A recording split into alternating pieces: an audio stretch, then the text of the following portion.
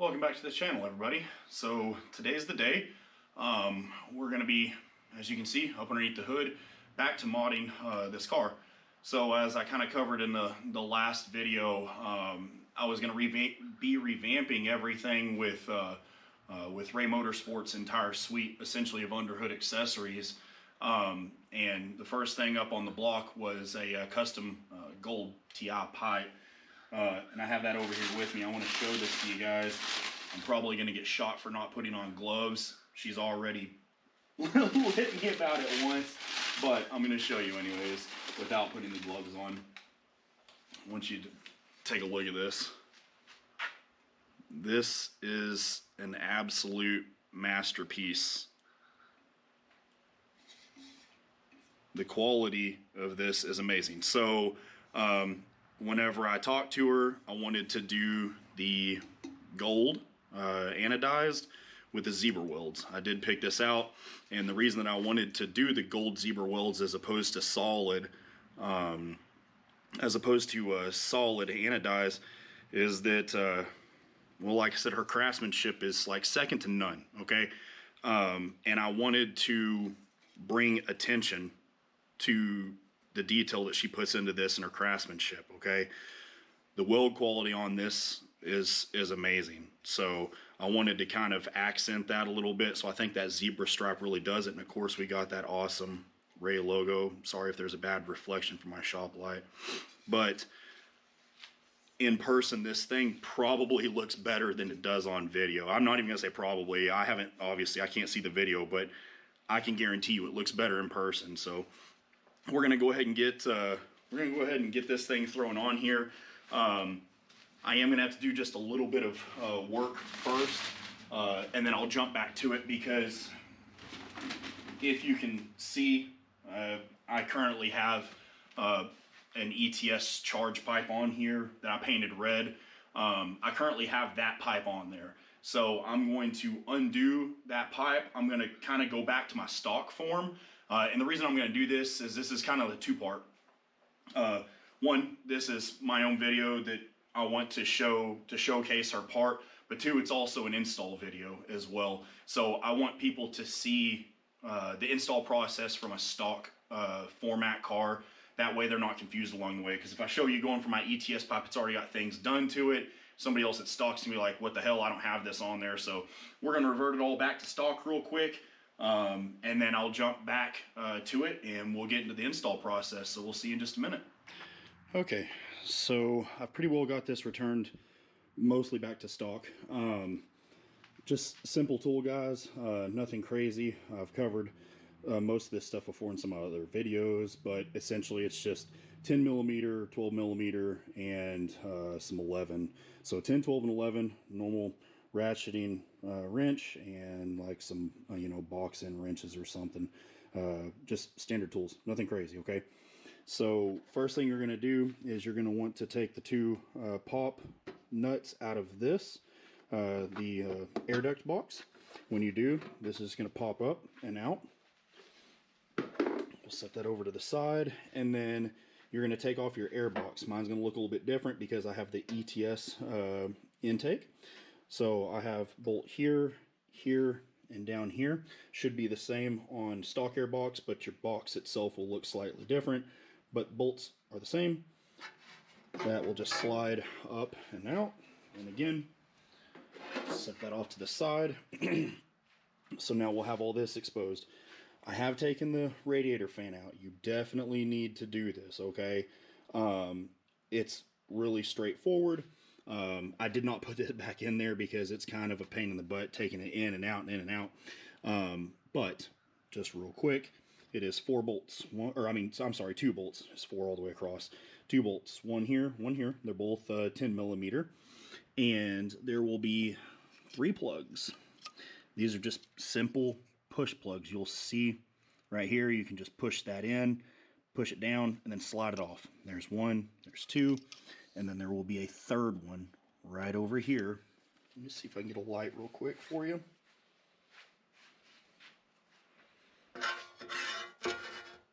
Using my cell phone here as a light.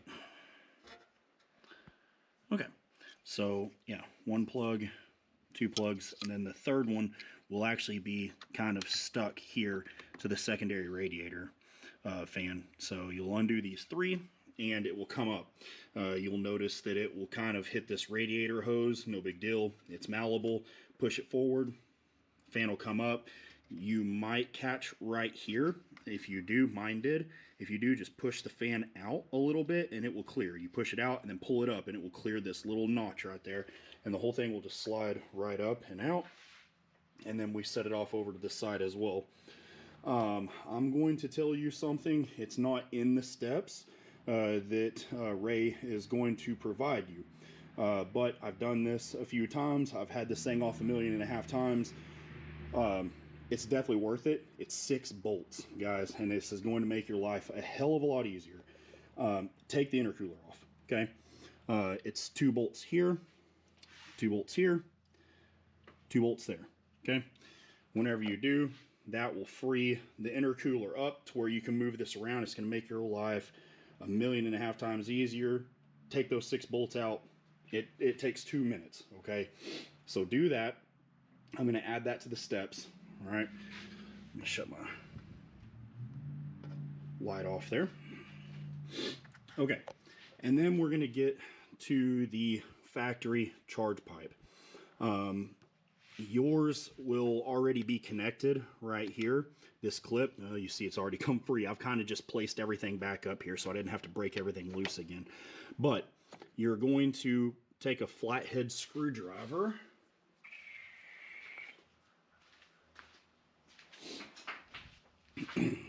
Flathead screwdriver, and then you're just going to kind of wedge it in here and pop this clip up. It will normally be down.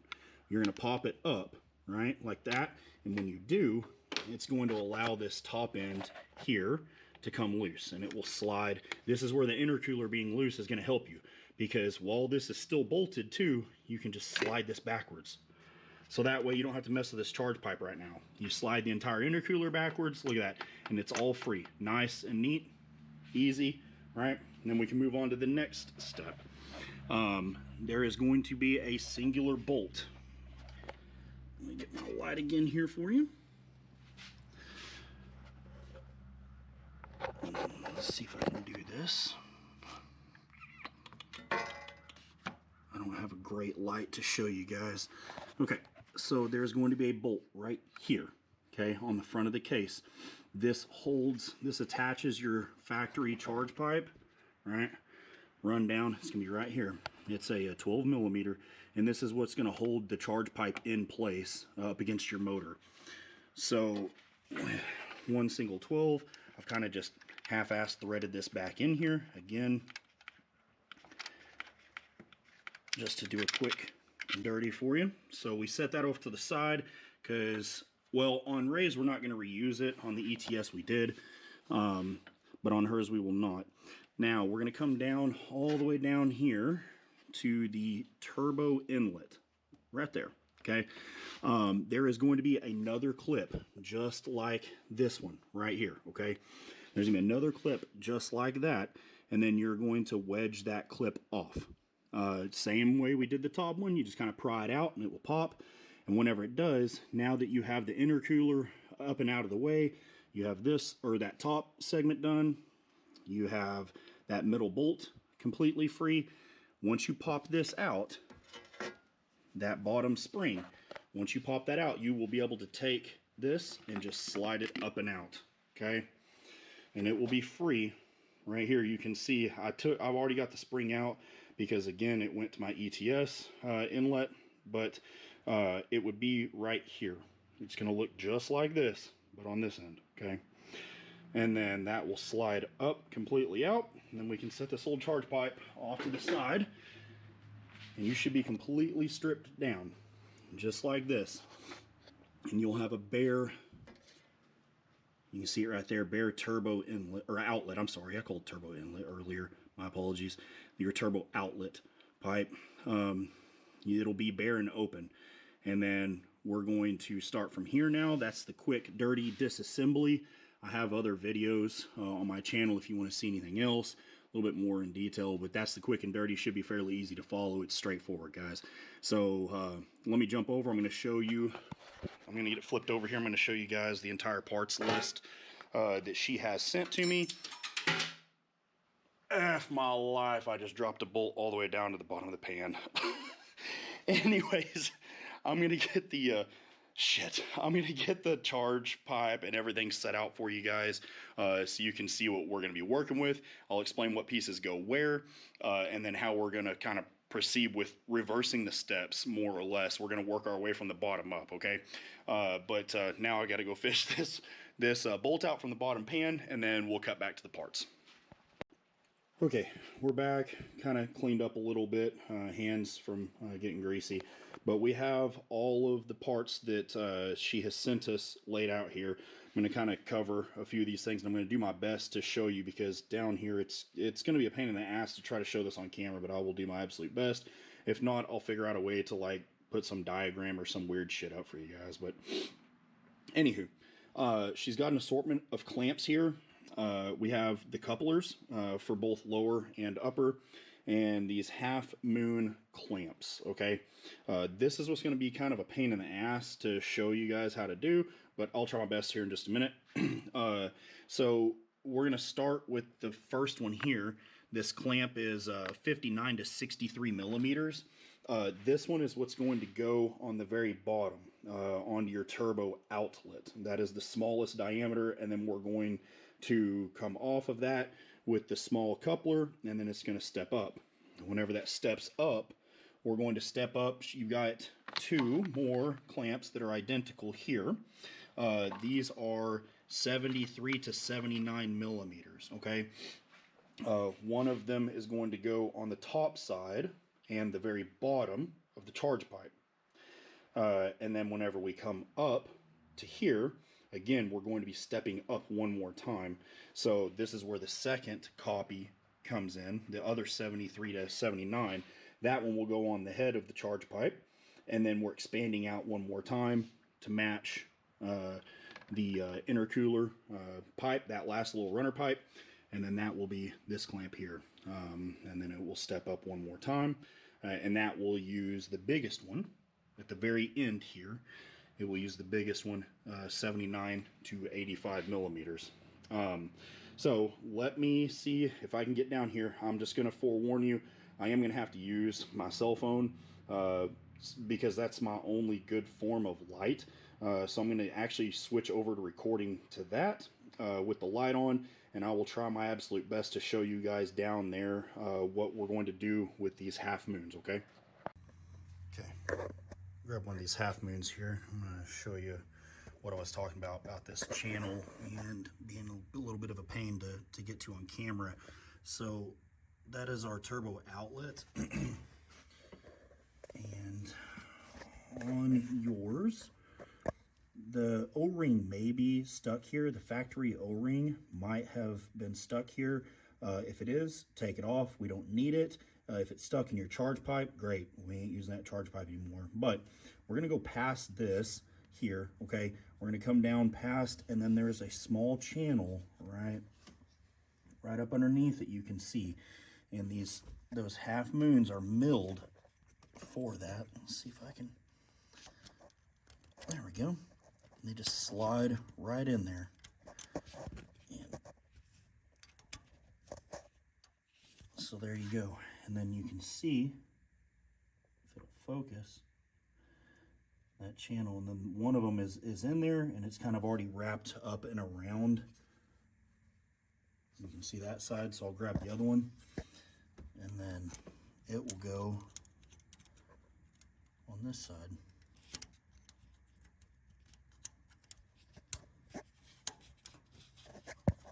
And then these things, like I said, they're milled just perfect. You can see that one's kind of falling out. Whenever you slide the coupler over, you'll cram it all in there. It's no big deal. But you can see that they have little channels that are grooved in them. And the way that she has explained this to me is that is kind of a press fit feature. So whenever you slide the coupler over and then you put the band clamp on, the band clamp itself is going to press the coupler into that and create an airtight seal, okay? She said she uses this on every one of them and has air tested and smoke tested and never had a failure. So no need for any more O-rings. We just band clamp that on. So let me get the coupler and a band clamp and we'll get that thrown on real fast. I'll show you what it looks like. Okay, so we've got our coupler. And as I said earlier, we're going to use the smaller coupler. This is the 2" to 2.5" inch. So 2" down here, 2.5" up top. And then as stated earlier, we're going to use the smallest of the clamps. That's the 59 to 63 millimeter. And then they're stamped on the side too, so you can't really miss them. I don't tighten this up. I have tightened it just slightly, enough to where I can move this around and it's not, you can still see it's loose. But enough to where it's not going to fall off whenever I go down here. I'm not going to be able to record this holding my phone in one hand, holding this in one hand, and trying to clamp that all on at the same time.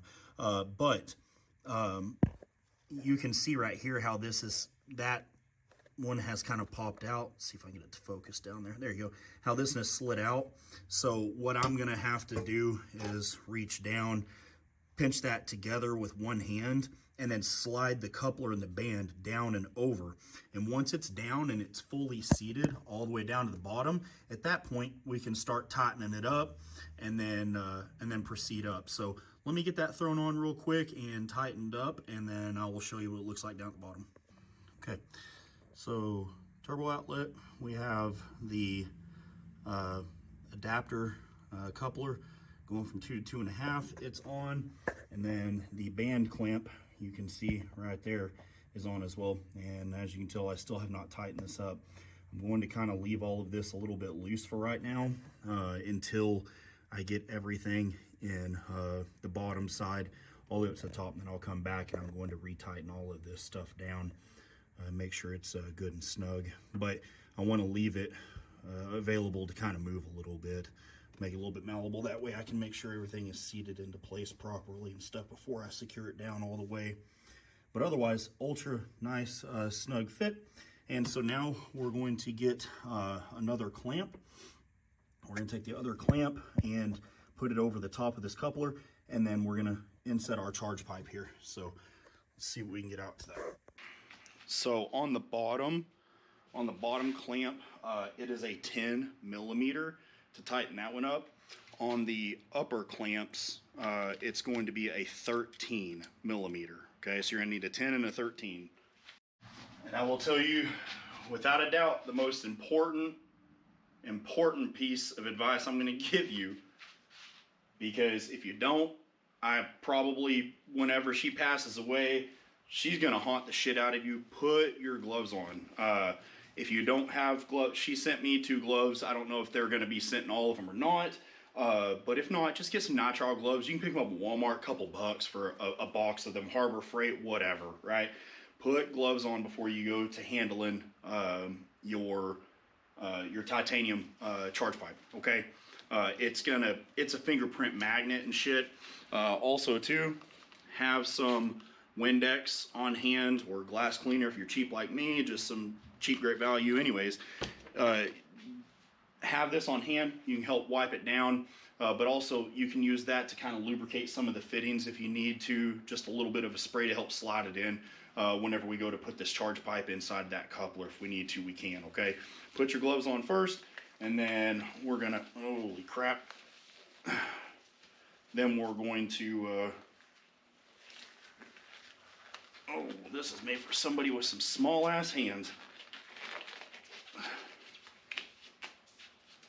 All right.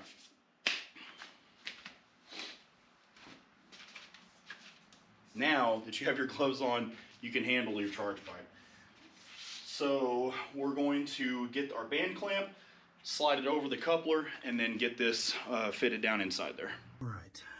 You can see here where I've put the band clamp on the top part of this coupler here. I've turned it sideways this way, the bolts, so that way I clear here. I don't run a risk of rubbing or, you know, cutting anything here. and as well as these hoses and wires that run down through here as well, guys. You know, be mindful of all of that. This stuff does kind of vibrate just slightly around, so be mindful of that. Don't try not to put anything up against anything else. It's going to rub. Also too, up on our intake side here, the intake for the intercooler, you're going to want to slide this nozzle off here. I'm going to set this down so it doesn't fall. But we're going to want to slip this sucker off. Okay, and then we can get rid of that as well. And then now that all of that is out of the way, we can take this, try to slide it down inside there. So this is where I'm going to shut the camera off. I'm going to get just a little bit of that Windex and spray the outside. I'm going to spray the outside of the charge pipe, just kind of lube it up a little bit, run my finger around it, and then slide it down inside there. Again, it's going to be hard for me to hold a camera and do all of that, but lube up this outside edge, slide this sucker down in there. Okay, so as you see, I have it here, and I still left it loose down here. Well, I'm not going to tighten up any of these band clamps yet, guys. Let's see if I can run it down in there. But you can see it's still loose, and it's a little bit damp too from that Windex, right? But that helped me to just kind of slide it around in there. But we'll get all of this kind of wiggled around, seated in just a little bit more, and then we'll tighten up those clamps here in a bit. But for now, we're going to leave it loose. We're going to leave that completely loose, so that way we can get to this next adapter. For this next adapter, we're going to use the last one here, which is going to be the 2.5 to 2 3/4, and then we're going to use the 30 or the 73 to 79 goes on the small side, and then the 79 to 85 goes on the big side. Okay, obviously small side, big side. All right, and as you can see, I put the upper coupler on still loose, and I've got this bottom band clamp on and somewhat tight, but it's not down on there. Essentially, it was just enough to kind of keep it held. And then this is why I left the intercooler loose, is so that this can be loose and this can be loose. Now I'm going to take and draw this back in, okay? And then whenever I draw this back in, then I bolt this down, everything, then I can start shifting it down and bolting it, so that way it's good and tight, okay? So we'll take and slide our intercooler back up, kind of where it's supposed to be. You don't have to take the intercooler loose. This is just, I did it for my reasons, and I wanted to explain to you as to why I did it for my reasons.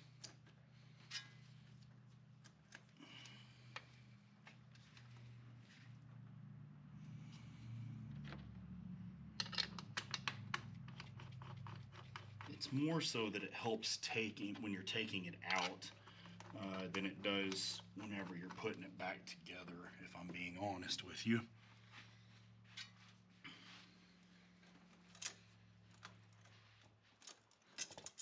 See, leaving it loose down here allows me to kind of shift and move things around and get it to line up and fit like it should. I have sprayed just a little bit of Windex. I don't know if you can tell, but I have sprayed a little bit of Windex in there to try to help. Perfect.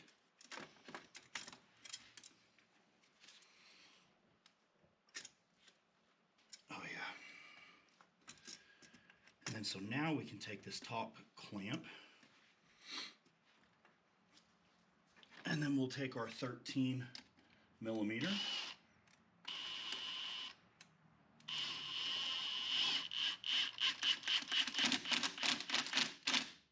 Okay, that's on there good and tight. Charge pipes in there nice and seated. Spin that around so everything lines up. Real anal about that. I want everything to line up and look the same.